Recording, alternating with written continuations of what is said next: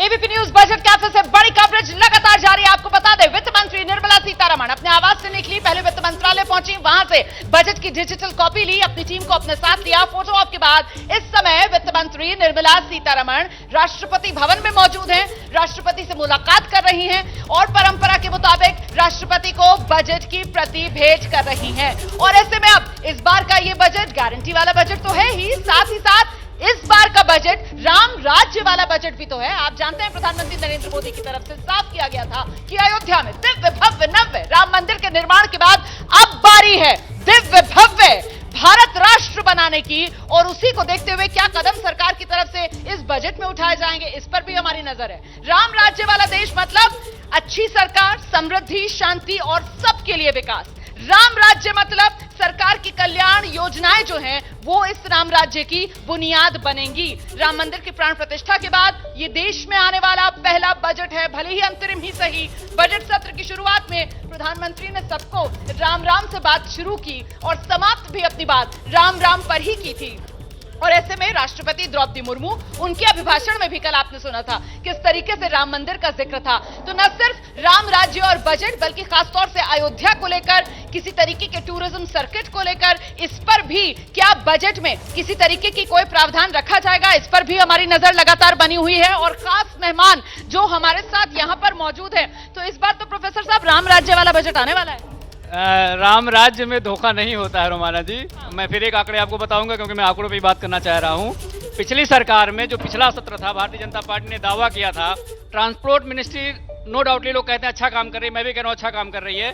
Transport ministry ने 12,000 kilometre highway बनाने का वादा किया था और 5,774 किलोमीटर बना पाई, यानी आधे पर है। तो भारतीय जनता पार्टी की जो सबसे बेस्ट मिनिस्ट्री है उसकी परफॉर्मेंस आधी है। फिर मैं कहूंगा कि धोखा 4 गुना है, इसलिए गारंटी की बात नहीं है, ये जुमले की घंटी है बात। तो मतलब यहाँ पर प्रोफेसर साहब जो हैं समाजवादी पार्टी के नेता, उनको तो लग नहीं रहा है राम राज्य आने वाला है। किसान नेता खटाना साहब यहाँ पर मौजूद हैं, आप लोगों को उम्मीद है राम राज्य की? यहाँ सारे बोर्ड लग रहे हैं गारंटी के, हम भी देख रहे हैं। 2022 से किसान की आमदनी दूनी हुई है, 24 में गारंटी मिलेगी दूनी करने की।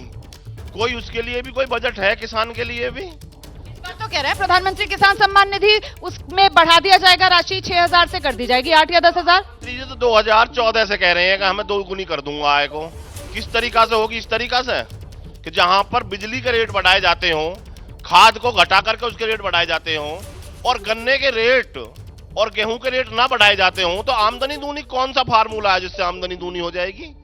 यहाँ किसान को लूटा जाता है और किसान के नाम पर राजनीति की जाती है। बजट में इनके नाम पर कुछ नहीं है। खटाना साहब, सरकार की तरफ से ये जानकारी दी गई कि साहब हमारी सरकार ने तो एमएसपी पर खरीद का जिक्र उन्होंने किया। उन्होंने कहा पहले तो धान का, गेहूं का, उसी का खरीद हो रहा था, हमने तो आकर दलहन तिलहन में भी एमएसपी देना शुरू कर दिया। आंकड़े दे रही थी सरकार। हम तो ये कह रहे हैं कि एमएसपी पे आप बिल्कुल मत खरीदो, एमएसपी को गारंटी कानून कर दो ना। आप खरीदना खाना खरीदना छोड़ दो, आप जो खरीदेगा, जिसको खरीदना होगा वो खरीद लेगा।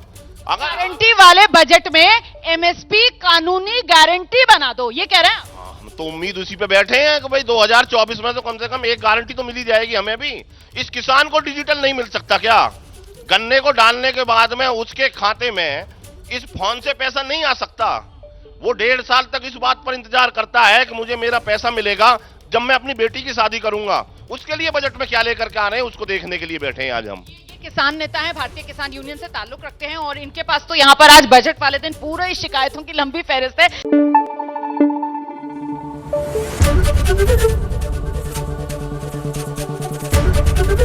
एबीपी न्यूज आपको रखे आगे।